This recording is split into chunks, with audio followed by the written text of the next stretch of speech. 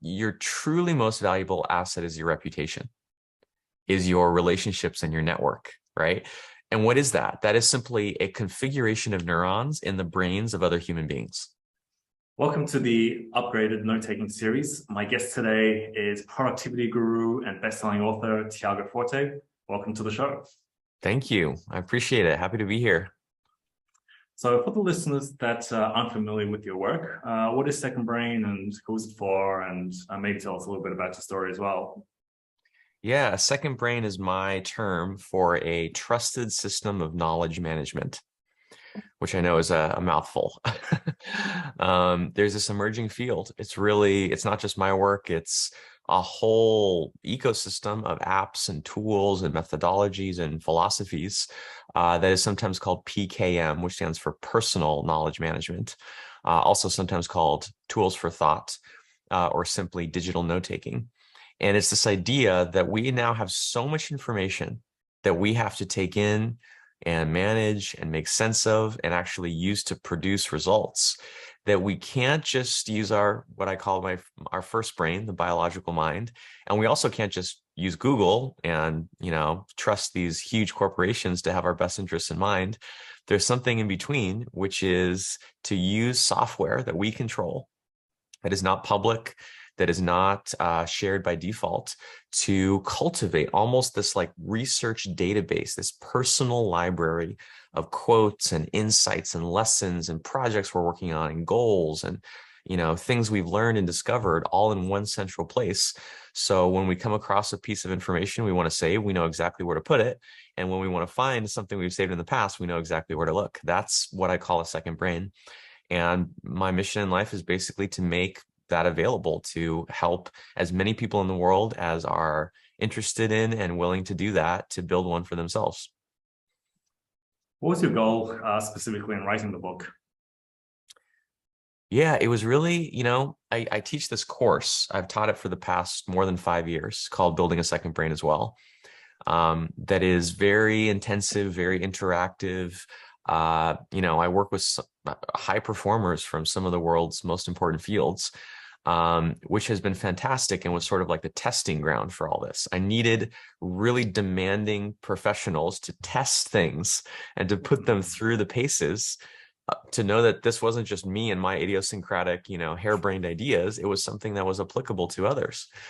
And after 5 years and over 5,000 people going through that program, I was finally confident to kind of open up the curtain and to democratize it to a wider audience. And that's exactly what the book is. It's really everything, all the most powerful, best ideas from that course packaged into a form that you can buy in any format. It's on its way to being translated to 15 plus languages, should be available, in the little bookstores, the airport bookstores, the libraries, your, digital platform of choice. It's really just to get that message and spread it as far and wide as we can. What are the journeys that your students go through in the course? What is the journey? So what does the journey kind of typically look like? So before they go into the course, what are they sort of looking for? And then when they go through it, I guess, what are the sort of biggest successes that people have with it? What are the challenges that they face? Yeah, that's a great question. I think most people that get interested in this, there is some either crisis or opportunity. Interesting. They're not usually, I mean, sometimes, but the typical case, they're not just going about their life, with all the usual priorities and things that they're engaged in, and they go, you know what, I really need to put everything aside and really dive into personal knowledge management. There is some either crisis, like something is going wrong, a health crisis, a crisis at work. Maybe they're dissatisfied with their job. Maybe their business has become unsustainable and overwhelming. Maybe it could be a personal issue or a work issue, but something has changed in their life that now demands of them a higher degree of effectiveness, a higher degree of leverage. Or it's an opportunity. They get a job, new job, they get a promotion, they start a business, they raise funding, they move to a new country, like you've done so many times. And they realize, oh, what worked to get me here is not going to work for me going forward. And so they start searching for something. And our relationship to information is so fundamental. Like what do we do that doesn't involve information? Practically nothing. And so for those people who like to find the root cause, like to really address the core issue, they often find their way to me. It's very interesting. It sounds like the sort of common denominator across all those cases, those typical cases, is that there's pain involved in a lot of them. How much do you think sort of emotion generally drives, I guess, the relationship between emotion and learning generally?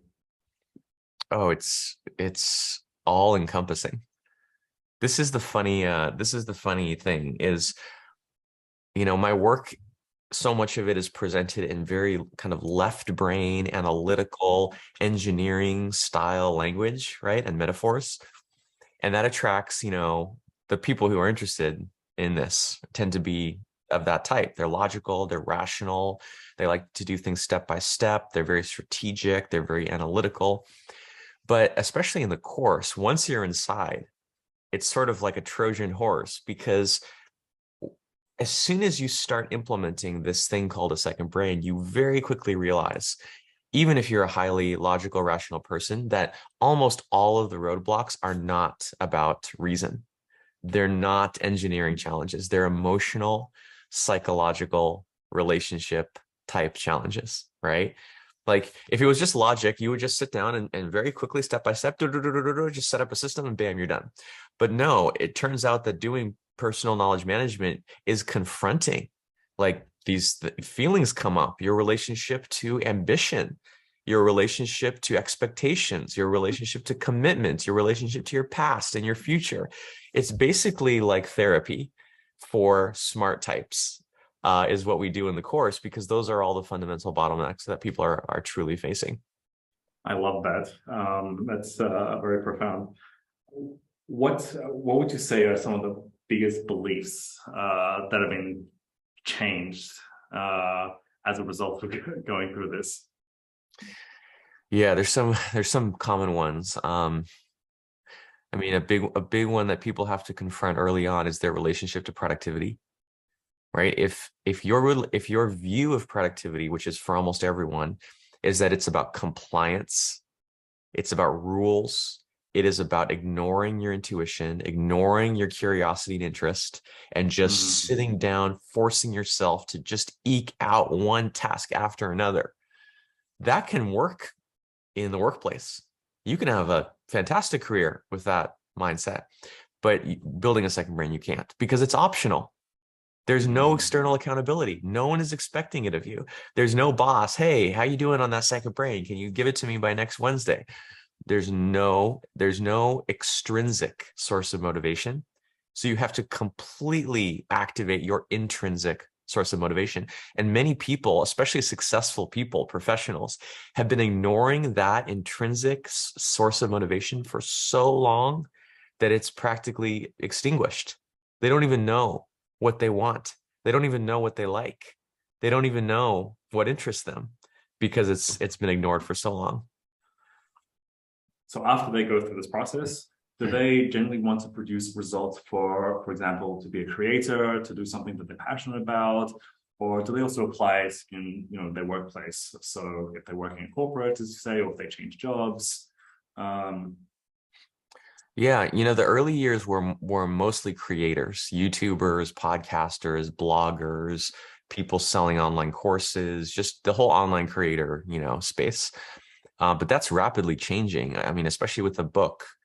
The book opened up the gates so wide that I have trouble even saying the demographic. There's people from every walk of life, every socioeconomic class, every kind of background, every age. Maybe eventually we'll do like a research study and see if there's some demographic, reader of the book. But it's just gone so much more. It's become so much more widely accessible and it's so much more affordable that I hope we're seeing the beginnings of a grassroots movement, that people from all, who doesn't have to effectively manage information in today's world? I can't even think of anyone. So if we succeed in our goal, every man, woman, and child will have access to this. How has things like the whole getting things done and that whole movement with David Allen, how has that influenced your thinking? Oh, it was huge. It was huge. I am walking in the footsteps of David Allen and GTD for sure. Um, that was how I started my career. The first course I ever created back in 2013 was a GTD course. David has been a mentor to me. We've been in touch. He's advised me on many things. And his book, Getting Things Done, I mean, it just created the template for what a book on personal productivity that has a big impact looks like. I mean, he blurbed my book. I feel very honored to just be in that lineage of it's like systematic ways of approaching very ambiguous problems of how to manage information. GTD did that for actionable stuff like tasks. I'm doing the Mm. same thing for reference information for everything else, which is notes, files, mind maps, brainstorms, highlights, all the rest. So maybe you can talk a little bit about what code is and para and sort of how this kind of relates to what note taking means for you. Yeah. Yeah. So let's get into it. Code is the central framework for building a second brain. And it's not a framework for storing things, it's a framework for using things. That's really kind of the driving principle of my work is it's not about just stockpiling endless amounts of content and saying, oh, I have this many thousand notes, I have this many gigabytes of stuff. It's really about keeping the minimum you can in order to produce the results and the outcomes that you're trying to achieve, whether that's for your career, your business, or just your personal life, your lifestyle, your household. And so code is a workflow.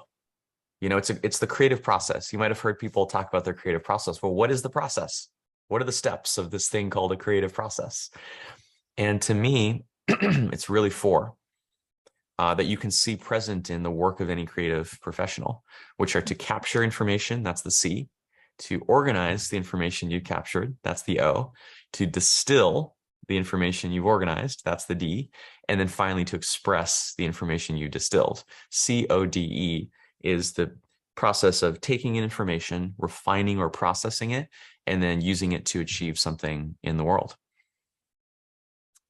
And so you were saying before like earlier, I don't want to interrupt you, but you were saying that you want the information kind of to be there just in time and not have everything there sort of just in case, right? And that storing everything is not necessarily a good idea. But I wonder whether, I mean, like if you had everything there, wouldn't that make it easier for you to find the thing that you need? Or is it a matter of the fact that if you've stored too many things, that it's going to be really hard to dig that stuff up? Yeah, I mean, if you had infinite time, energy, motivation, and attention, right? If you could stop time, then sure, go research all the things, read every book, every article, every podcast. It might take you several thousand years. But that's just not, I think the thing to notice here is every single thing we do draws on the same finite resource, which is attention. Right. Attention is like, I think of it as this like magical elixir, and we get like 5 drops maybe per day. Like I think of it as this like little tiny vial. We have like just a little eyedropper. We have like 5 drops.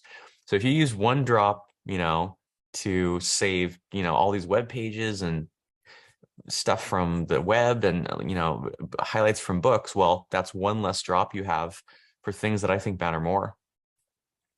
Producing original creative work, doing novel problem solving, or just spending time with your family, self-care, exercise, more open-ended like exploration of new topics. Like, there's some things the human brain does so well, which I think we should do more of, and other things we do so badly, such as remembering details. So let's outsource the remembering of details to software so that we can use that time for the stuff that only we can do. I guess for you, how would you qualify the things that you decide to capture? What's the Do you use an internal filter? Is it specifically things that inspire you, that move you? Yeah, I have a few different criteria in the book because it depends partly on the person, but it also depends on the situation, right? But I'd say the most important criteria, especially over the long term, is to capture what resonates. What resonates? Like if you look at code, where is the least value being created? I think it's actually capture. You have to do it because until that content is in some external concrete form, you can't do anything else. But it's almost like a necessary evil, right? When you go and you save, copy and paste some text from an online article and save it to your notes, like anyone could have done that. An intern could do that. A student, a child could do that. That wasn't the highest, use of your intellect. And so for that reason, you want to do it fast. You want to do it frictionlessly. You want to automate it if at all possible. And most of all, you want the decision of what to capture to be it's like a bodily decision, like what we were talking about before, a decision based on the emotions and the intuition, which is like lightning fast and takes no energy, right? When you're, say, watching a movie and a scene really touches you, really moves you, resonates with you, did that take energy? No, it just happened. So when you capture what resonates, it becomes this kind of just subconscious or semi-conscious habit that you're doing all day long. You save the rigorous analytical thinking, which takes so much energy, for later.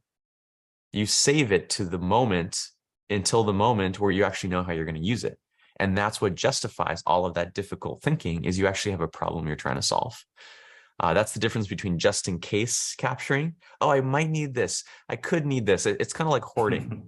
Hoarding happens when you're like, oh, this random part that I don't even know what it goes to. Oh, I might need that for something someday that I just can't predict, right? That mindset is what causes hoarding, where you just keep every single thing and you never get rid of anything. Whereas we're trying to do just in time thinking, just in time capturing, because we have such an abundance of information all around, we can pretty much wait, just save things, save them, wait until the moment that you're actually trying to accomplish something, dive in just in time, pull only the parts you need, snap them together, and you're off to the races. For people who find, I guess, the idea of building a second brain to be too complicated, too many systems, too many things involved, what's one easy way for them to get started? That they can start daily or whatever frequency sort of works for them. Yeah, I have one of our most popular YouTube videos is about this, and it's to basically do a 30-day experiment. Don't take my word for it. Maybe second brain isn't right for you. Maybe you should spend your attention elsewhere. Maybe there's another approach. So prove it to yourself. Do an experiment. Get a simple note-taking app, like the one that's already installed on your phone. Apple Notes, Google Keep, Android, built-in note-taking app, whatever it is. Definitely one that's free. Don't go spending money for something that you're not sure is right for you. And make it a habit, and you can either put it on your calendar, set a reminder, however you can remember to do this, to take one note per day. Write down one thing per day that is a timeless, evergreen idea. Okay, not just your grocery list or something like that, which is, fine, but a theory, a framework, a perspective, an insight, a quote, a concept, something that could really stand the test of time. By the way, I did an analysis over more than 10 years of doing this. My average is only 2 notes per day. I save 2 notes per day. And when I say a note, it can be one line, one sentence, one image, one bookmark. So by taking 1 note a day, you're already at 50% of what I do. Really? You only take 2 notes a day? Yeah. How much, do you have a rough amount of time that you spend on consuming content? Consuming content, I don't know exactly, but it's not that much. Especially, back in my 20s, there's an interesting arc that you go through where when you're younger, you just don't know anything. So it kind of makes sense for you to like widen your horizons and really consume the most diverse kind of content, right? Read books from the most random things, take trips to unexpected places, talk to new people, you know. I sometimes see, 20 somethings or younger that are like too focused. They're like Right. too zeroed in. I'm like, no, that's the time Yeah. to really experiment. Explore, Exactly, explore. not to Um, and go now and narrow. now now there's explore and then there's exploit, right? Right. I call this divergence and then convergence. And it's partly a function of age. Like I'm, approaching 40 years old, so I'm just less interested in like the new, completely random thing, and I kind of just want to go deeper on the stuff that I already know. But it's also to do with the life of a business or a career, right? It's like whether you're an entrepreneur or working in a company, you start to discover what you're good at. You start to discover where you have leverage, where you can produce like an extraordinary amount of value in relatively small time. And that's what exploit is about. You're starting to harvest the value and really mine the value from this one or two or three things that you are especially good at. And so as time has passed, I still probably spend, probably 2 hours a day or three consuming content, but that's low. Like all the Mm. research now is that people are, I don't know how this is possible, but people are spending upwards of 11, 12, 13 hours a day on their devices consuming media. I mean, it's wild. I wonder how much of that is social media, though. I mean, Oh yeah, yeah. probably most of it.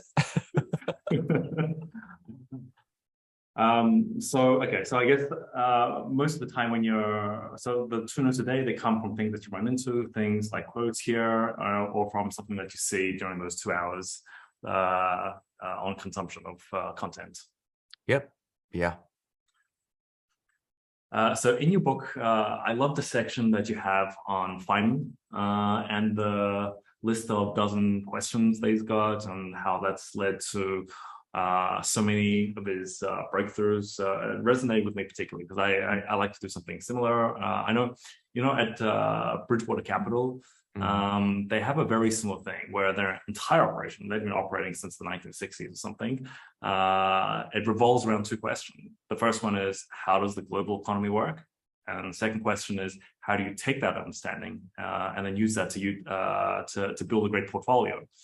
And then they just sort of keep staring at what's surprising in the financial markets and build that into their process, and they keep iterating.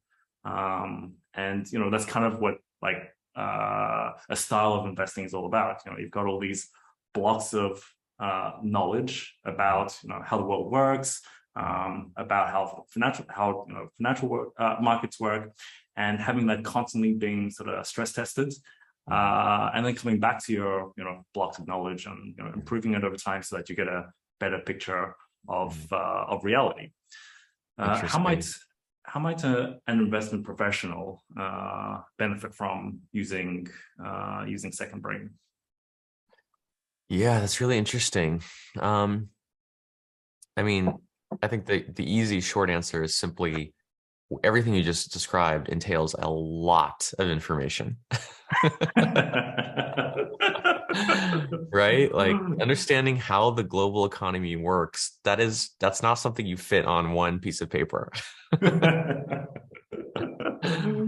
But I think there's a longer answer too, which is like, yeah, you need a place to just save those things, especially the most interesting parts. Like I'm sure you probably read a report, on the emerging economy in India, and it's like, okay, I get it. I know this makes sense. This is predictable. But then there's these gems, right? Anytime you're doing Mm, research, there's these points you're like, wait a minute. Like I just read myself recently that over the next 5 years, like 500 million Indians are going to come online or something, which is mm, the biggest single group of people coming online since the invention of the internet.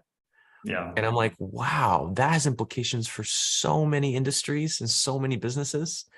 You don't need to save the whole report. Sometimes people will say, oh, this report is good. Let me save this 50-page super in-depth PDF in my notes. Don't do that. No, just save that one sentence, right? If you Mm, need to go back and find the source or find more context or details, you might want to save the PDF as a little attachment or a link to it as the right. source, but you really just need the gem. You need the Mm. gem, not all the rubble that it took to get to find that gem. That's the And capture in a nutshell. yes, I think this is a misconception. They think capture is like mass collection, like a giant, like earth moving machine just shoveling, gigabytes of content. It's not. I'll read a whole book, 60, 70,000 words and save like 5 quotes. That is Wow. actually a good case because it means I've already distilled this Mm. massive stuff to a very succinct, 3 to 5 bullet points, which makes it easier to find, easier to review, easier to use in the future. Interesting. Um, so when you're distilling the books, are you so the 3 to 5 points that you have after you read the book, are they after you've sort of processed it, think about, okay, these are things that I think I can use in my life, or these are things that I find, particularly sort of surprising or interesting, and those are the lessons that you take out of it, or how do you approach that sort of relationship? Yeah, it's what I find surprising, interesting, or just what resonates with me. Surprise is another good one. It's really interesting because I often will sort of look over people's shoulder at what they highlight. This is something that's very interesting to me because you almost get like a window into what's happening in their brain, right? Mm.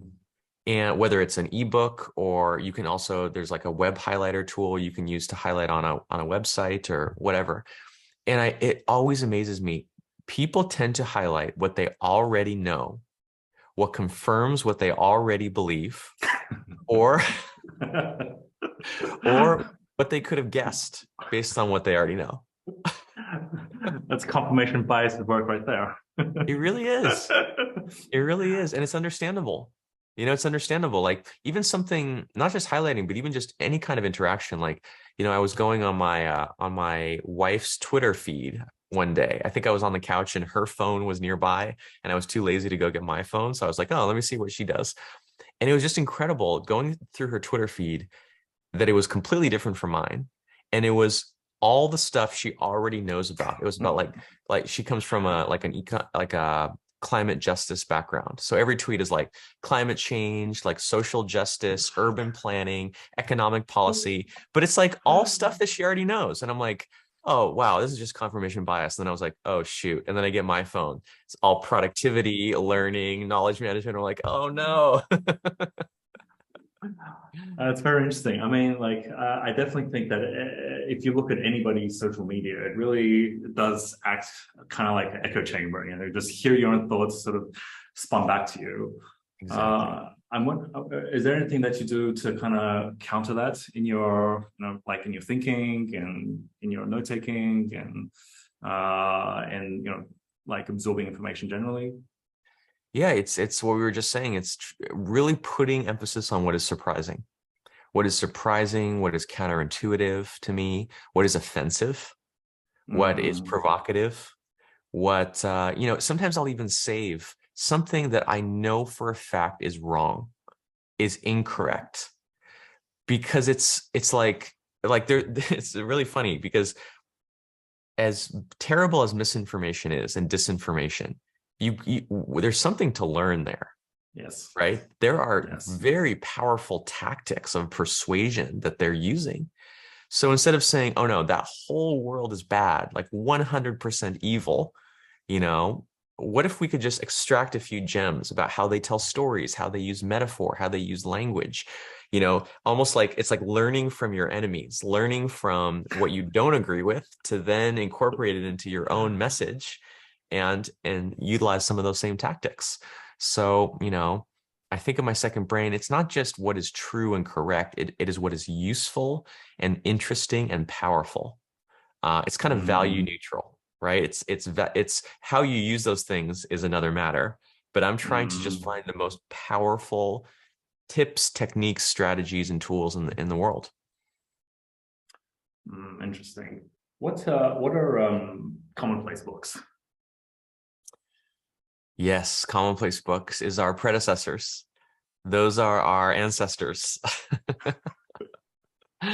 There's nothing new under the sun. Everything has been done before.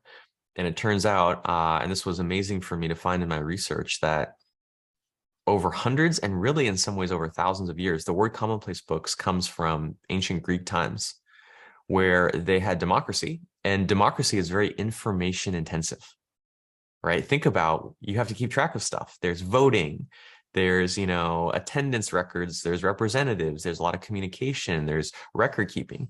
And so they said, you know what? Our solution is let's just keep all the important information in one common place, in one centralized place. And that's how we get the word Commonplace Book. But that practice, that solution was reinvented again and again through history, every time a society faced a crisis or an opportunity. Just like us. The Chinese word Wéi Jī, which is crisis and opportunity together. Which one? Wéi Jī, it's a Chinese word for crisis, but inside the word is two components. One component is crisis, and the other component is opportunity. Interesting. How do you write that? Can you send it to me? I'll send it to you. I'll also put it in the show notes as well. I love that. We need a word like that in English. We do.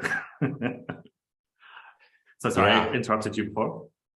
So I was just going to say the most kind of clear example of this is during the 17th, 18th, 19th centuries, when there was this information explosion called the Industrial Revolution.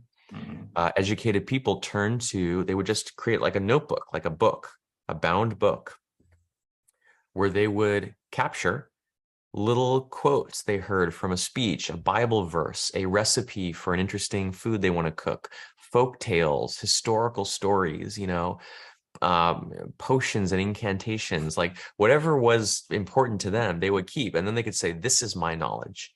This is my trusted place that I control, that I make sense of all this chaos happening in my world. And honestly, commonplace books are behind many of the most important thinkers, writers, philosophers, poets of history. The difference is back then, it was only this tiny educated elite, the 0.1% of philosophers and heads of state who needed a tool like that. Whereas today, we all have access to the information that a couple hundred years ago, only a head of state, in fact, a head of state wouldn't even have access to the information that we have today. And so now we all have to take on this practice that in the past was only a few. Yes, now there's I don't know what the stats are, but trillions of gigabytes of data every day, and there's I do wonder, as that explosion of information sort of continues on this exponential trajectory, what that's going to mean for us generally, and also how we'll interact with that information, especially with the emergence of AI and all these online tools that we have. How do you see that sort of like where if you were to fast forward time 10 years, like how do you see that sort of playing out? I don't know. The future is becoming very blurry. Every year, so much of what happens, no expert predicted. I feel like the future is becoming less and less predictable. There's a few things that are kind of obvious. Clearly, technology is going to continue to improve, both the hardware, the firmware, the software. AI and machine learning is clearly going to change a lot of things. If you look at code, it currently takes humans to do almost every step. Like maybe importing your highlights from like a Kindle ebook into your digital notes app, that can kind of be automated now, which is like a tool like Readwise. But that's just the very first inkling of what can be automated. I think in the future, more and more of those steps, which are essentially cognitive, right? Their cognitive processing steps are going to be taken over by machines. You see everything that's happening with GPT-3 and DALL-E is just mind-blowing. That's going to be applied to PKM soon. I do think, though, that, I'm pretty confident that there will always be a place for humans, right? If there's no longer a place for humans in any part of this process, then we have much bigger problems. Well, speaking of these tools, GPT-3 and such, what are your favorite thinking tools at the moment? I just use the ones I've used for a decade. It's funny, this is kind of part of my philosophy. It's like when it comes to my toolkit, my tool set, I don't want a lot of change and innovation. Yeah. It's like that stack needs to be so stable and mature. that I honestly, I wait at least 5 years when something new comes out before I even look at it, before I even try it. And it probably is not going to become part of my core stack until it's like 5 to 10 years old. So I'm using Evernote, have been on there for more than 10 years, Instapaper as my read later app, BusyCal for my calendar app, Things, which is a task manager. All of these I've been using for either some of them for over a decade and others for close to that long. And honestly, it's awesome. I love that they don't change. They don't come out with new features. There's no unexpected data leak. They're just like as solid and predictable as like my desk, my mug, my chair, you know. It's like what do you call it? It's like how old people, but with technology, I don't know how they approach things. Yes, I love that approach. I'm an old person with technology. What is tried and true? Yeah, yeah. I don't remember exactly how Nathan Taleb talks about it, but it's like, okay, I only stick with things that have proven itself through a very, it calls it, I think, the Lindy effect, that we've had for a very long period of time because it's proven itself through time. So you shouldn't be reading, the latest New York Times bestseller. You should read the book that have been around for thousands of years. We've been drinking wine for thousands of years. We've had the same forks, the same knives. So those are things that are dependable and things that we know actually work. I know. It's such a great principle. We don't usually apply it to software because there's no software that's been around for thousands of years, right? Right. But we're starting to have software that's been around 10 years and 20 years.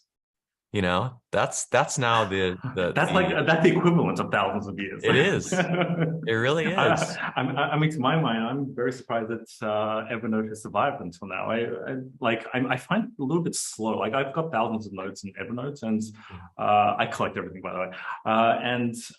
Yeah, I'm like speed is becoming a little bit of an issue for me. At least when I was using it last. Have you ever experienced that, or not really?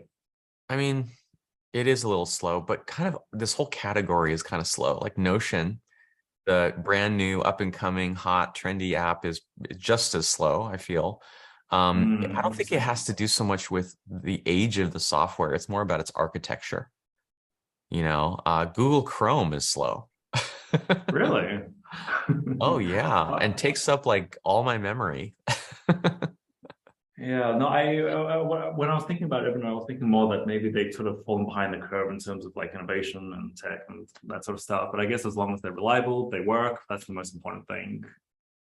Yeah, I mean, part of it too is just the life cycle of a software company. Once you have tens of millions, I think at its peak, it had a couple 100 million, 200 million Yeah. users. Like at that point, you're not going to launch some harebrained new feature that is going to risk alienating that. Like what the responsible thing to do at that point is just to focus on serving all those millions of people. Yeah, I know you can export your files and everything else, but sometimes I do wonder, like, all these thousands of notes, what if they one day disappear? Because I haven't actually exported everything yet. And is that ever something that you kind of worry about? I've had that happen. I've lost a computer that had no backup. I've lost hard drives. I've lost even ones that are on the cloud. I've lost either the account gets shut down or the company gets acquired, or I lose my login and don't have the device that the two-factor authentication. Like there's so many eventualities that can have you lose data, which means to me, what I take away from those experiences is the importance of creating things that then go out into the world and have an impact, right? Like if you ask me to choose, keep everything on your blog, like finished pieces of writing that you've published to the world, or all your thousands of notes, it's not even a question. Like the notes are of little value compared to my public body of work, right? And you know what? Even if the blog also disappeared, I still have something. I still have something, which is like, it's funny, in a funny way, your truly most valuable asset is your reputation, is your relationships and your network, right? And what is that? That is simply a configuration of neurons in the brains of other human beings. That is my true asset, is the relationship and the impact that I've had on them through my writing. As long as that remains, I could lose everything else. If I lost all my data, all my computers, all my work, all my books had just disappeared off the face of the planet. I could I could talk to the people who know me and trust me, and I'd be fine.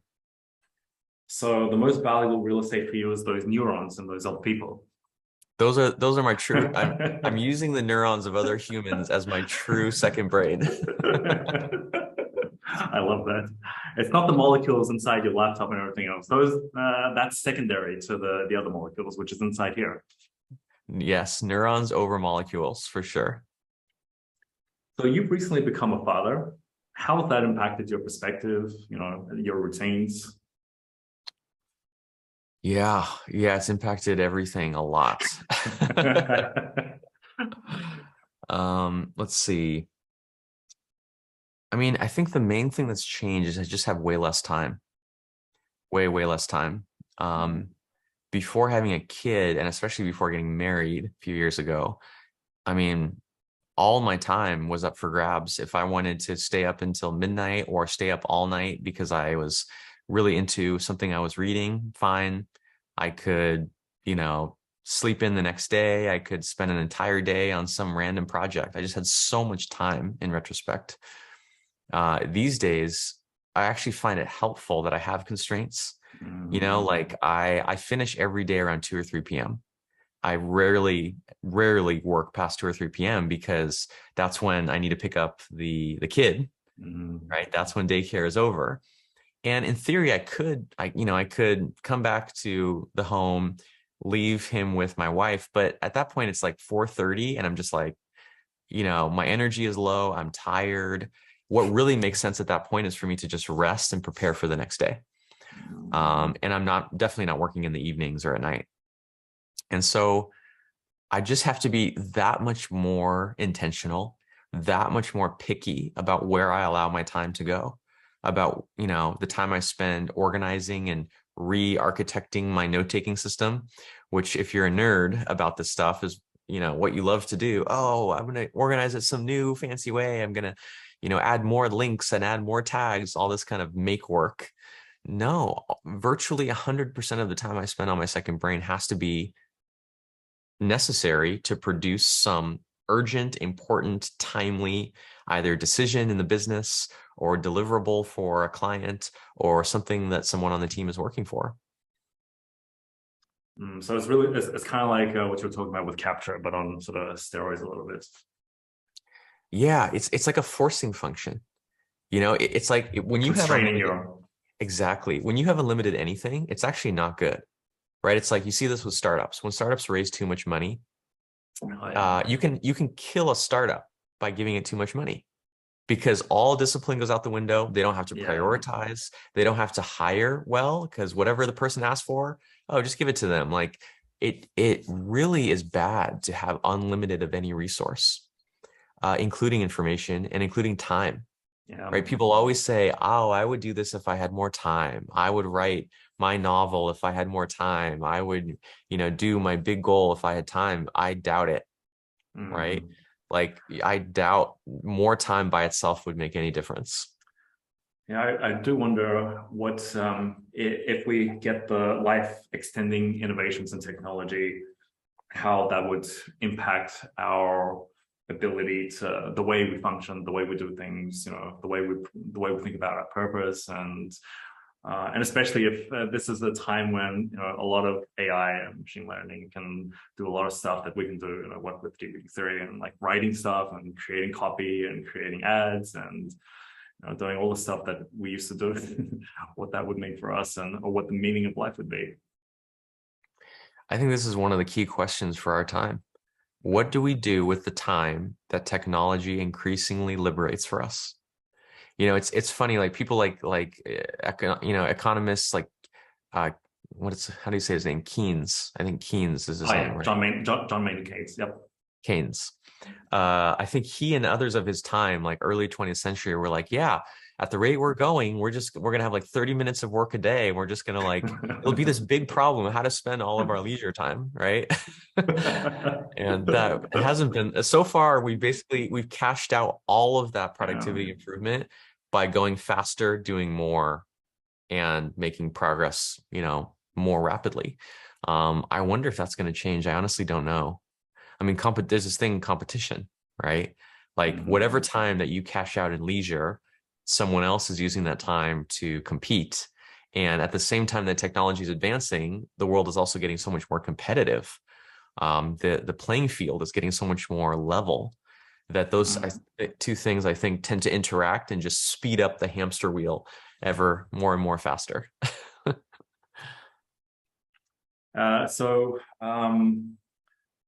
You've taught English in Ukraine. You've taught, I think, in Brazil as well. You've also taught many iterations of your second brain in your course. Mhm. When you think about our current school system, what would you change? What would you add? What would you remove? How would you redesign it? I would add second brains, many of them. Is there anything that you'd stop? Yeah, I would stop this focus on memorization. Mm. School is supposed to prepare us for life and prepare us for, the economy. And it's wild to me that in school, you can only work on your own, right? You take the test by yourself, you write the paper by yourself. You have to cram all that into your head. How much can you memorize? How much can you fit in here? And you can't reference anything. You can't reference any external source. That is all the opposite of how the real world works. In the real world, you hardly do anything by yourself. Everything is collaborative and involves others.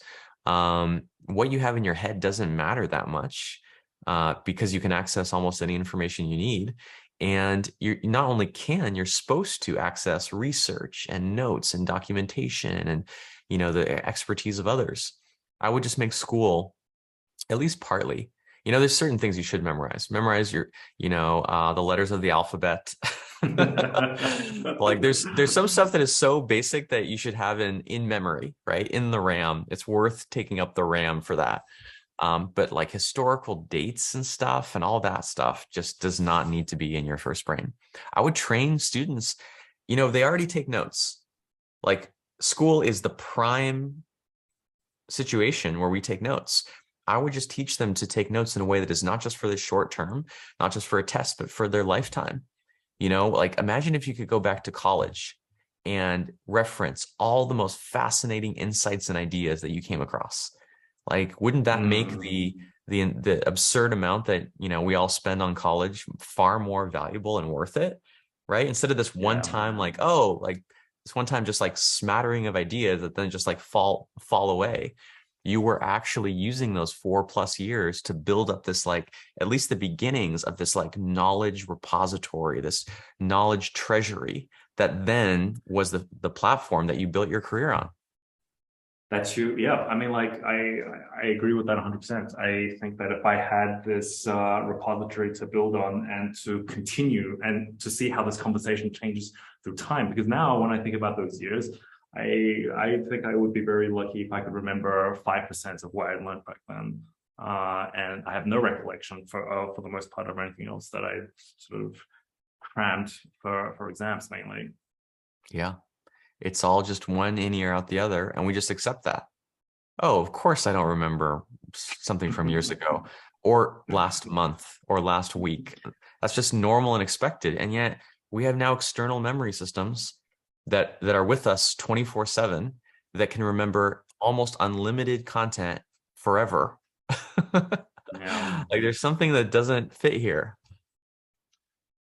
Yeah, it's a system that stayed pretty rigid through time, and also like this whole idea of note taking as well. I think it's also stayed pretty like the thinking on that hasn't changed too much, despite the fact that technology has advanced so rapidly. Oh, I know. We're still thinking in pre-industrial or industrial ways of thinking. It's wild to me. It's like the business world lags culture. No, it's like culture lags technology. The business world lags culture, but education is way over here out like, far in the distance. It takes so long for new ways of thinking to enter, especially like state education, high school, middle school, elementary school, like that is so old and the world is changing faster and faster.